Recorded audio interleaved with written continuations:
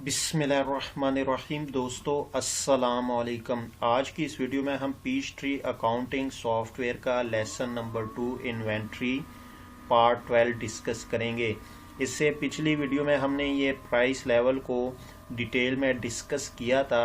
यानी ये जो हमारे पास इन्वेंट्री की विंडो है, इसी में हमने ये एडिट पे क्लिक करके तो यहाँ से हमने कुछ प्राइस लेवल को सेट किया था।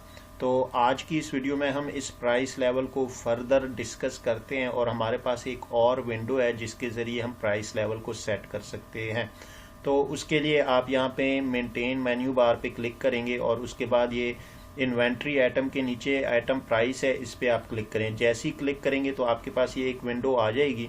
अब यहाँ पे आप अपनी मर्जी से जो है अपनी प्राइस जो है उसकी क्राइटेरिया सेलेक्ट कर सकते हैं। यानी देखिए यहाँ पे लिखा हुआ है maintain item price filter selection. तो ये आपके पास फिल्टर्स है, यानी इन फील्ड के ज़रिए आप अपनी जो प्रोडक्ट है उनके लिए प्राइस लेवल सेट कर सकते हैं। ये देखिए item class, item ID, item type, preferred vendors, location etcetera. उसके बाद आपके पास टाइप है, यानी यहाँ पे अगर आप स्पेसिफिक किसी जो इस फील्ड के ज़रिए रेंज सेलेक्ट करना चाहते हैं तो आप सेलेक्ट कर सकते हैं। देखिए यहाँ पे हमारे पास आइटम आईडी में अगर हम आल पे क्लिक करेंगे, जितनी भी हमारे पास आइटम आईडीज होंगी उन सब की जो है हम प्राइस लेवल सेट कर सकेंगे। अगर आप रेंज करना चाहें एक स्पेसिफिक तो आप यहाँ से जाके ये देखें, यहाँ पे आप क्लिक करेंगे, जहाँ से जहाँ तक आपने करना है तो आप उसको वहाँ से जाके कर सकेंगे। बाकियों का भी आपके पास इसी तरह है सबका, लेकिन ये हमारे पास जो आइटम क्लास है हम इसकी जो है प्राइस लेवल सेट करेंगे। अब देखें हम यहाँ पे फ्रॉम में जब आते हैं तो जैसे ही मैं फ्रॉम पे क्लिक करता हूँ तो यहाँ पे मेरे पास डिफरेंट किस्म की जो आइटम क्लासेस है वो आ गई। यानी पीच ट्री में जो इन्वेंट्री आइटम्स है वहाँ पे जो हमारे पास आइटम क्लासेस है वो सारी यहाँ पे आ गई। अब अगर आप यहाँ पे किसी स्पेसिफिक आइटम क्लास के लिए प्राइस लेवल सेट करना चाहते हैं तो उसको यहाँ से आप सेलेक्ट कर सकते हैं। अगर आप आल पे क्लिक करेंगे तो इसका मतलब है कि आपके पास जितनी भी इन्वेंट्रीज आपने मेंटेन की है उन सब की आप प्राइस लेवल जो है वो सेट कर सकेंगे। इसके बाद हम यहाँ से जाके ओके करेंगे तो ओके करने के बाद ये देखिए हमारे पास ये एक विंडो ओपन हो गई। अब बेसिकली इस विंडो में हम अपनी प्राइस जो है उसको सेट कर सकते हैं। अब हमारे पास जो सबसे पहली ऑप्शन इसमें आती है वो है प्राइस लेवल।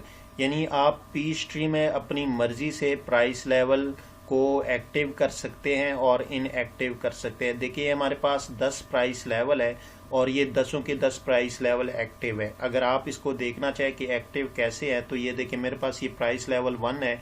मैं जैसे ही यहाँ पे क्लिक करता हूँ तो ये देखिए ये एक्टिव है। इसी तरह प्राइस लेवल 2, 3। अब यहाँ से मैं आगे सारे प्राइस लेवल को चेक करता हूँ तो ये देखिए मेरे पास 10, 9 ये सारे मेरे पास एक्टिव है। अगर मैं अब चाहता हूं कि सपोज मुझे जो है पहले 5 प्राइस लेवल चाहिए, बाकी 5 प्राइस लेवल नहीं चाहिए, तो ये जहां पे आपके पास टिक की ऑप्शन लगी है उसको आप अनटिक कर लें। ये देखिए ये मैं करता हूं, ये देखिए और बाकी मेरे पास 5, 4, 3, 2 और 1 ये एक्टिव है। तो अब मैं यहाँ से जाके देखता हूँ, ये देखिए मेरे पास प्राइस लेवल 1, 2, 3, 4, 5 ये सारे मेरे पास एक्टिव है। लेकिन इसके बाद मैं देखता हूँ कि ये देखें मेरे पास प्राइस लेवल 10, 9, 8, 7, 6 यानी ये यूज़ में नहीं है। तो इस तरह आप अपने जो प्राइस लेवल है उसको एक्टिव इनएक्टिव कर सकते हो। उसके बाद आपके पास यहाँ पे आता है कि सेलेक्ट मेथड ऑफ एडजस्टमेंट। यानी यहाँ पे आप अपनी प्राइस की जो लेवल है उसको आप एडजस्ट कर सकते हो। सबसे पहले आपके पास ऑप्शन है levels, current calculation and new cost information. तो अगर आपने इस ऑप्शन को यूज़ करना है तो आप इस पर टिक कर लें। उसके बाद आपके पास आता है लेवल्स डिफ़ॉल्ट कैलकुलेशन। यानी इस पीच ट्री में जो डिफ़ॉल्ट कैलकुलेशन है अगर आपने उसको यूज़ करना है तो आप इस ऑप्शन को एक्टिव कर लें।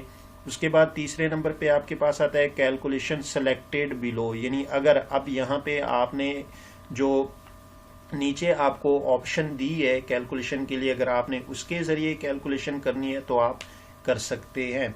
अब सबसे पहले आपके पास यूज़ की ऑप्शन आती है। अब यहाँ पे देखें आप करंट प्राइस, लास्ट कॉस्ट या नो कैलकुलेशन के ज़रिए आप अपनी प्राइस लेवल को जो है सेट कर सकते हैं। अब देखिए मैं करंट प्राइस लेवल पे जैसी, अब इसके बाद मेरे पास जो प्राइस लेवल को हम सेट कर सकते हैं वो दो तरीके से, एक जो है हमारे पास परसेंटेज या दूसरा हमारे पास अमाउंट।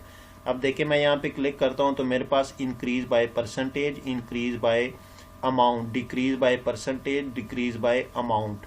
तो हम यहाँ पे इंक्रीज बाय अमाउंट करते हैं। ये देखिए मैं यहाँ पे 100 लिखता हूँ।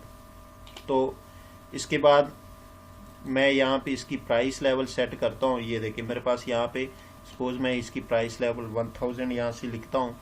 तो यहाँ पे मेरे पास 11, उसके बाद मेरे पास 1200, फिर मेरे पास 1300, फिर उसके बाद मेरे पास 1400।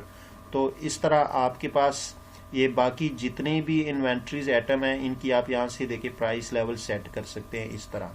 तो प्राइस लेवल सेट करने के बाद जो है आप इसको यहाँ से जाके सेव करें। अब ये आपकी प्राइस लेवल सेट हो गई। अब बेसिकली ये जो हमारी प्राइस लेवल सेट हो गई, ये हम कहाँ पे इसको देख सकते हैं कि हमारी प्राइस लेवल सेट हुई है या नहीं हुई। तो यहाँ से आप इसको क्रॉस करें। अब आप यहाँ पे आए, जैसे ही आप यहाँ पे आएंगे तो ये सेल इनवाइस है आपकी। तो यहाँ पे हमें एक अकाउंट रिसीवेबल का जो अकाउंट है वो क्रिएट करना पड़ेगा, अकाउंट रिसीवेबल। अब हम इसको रिसीवेबल में, अब हम यहाँ पे आते हैं।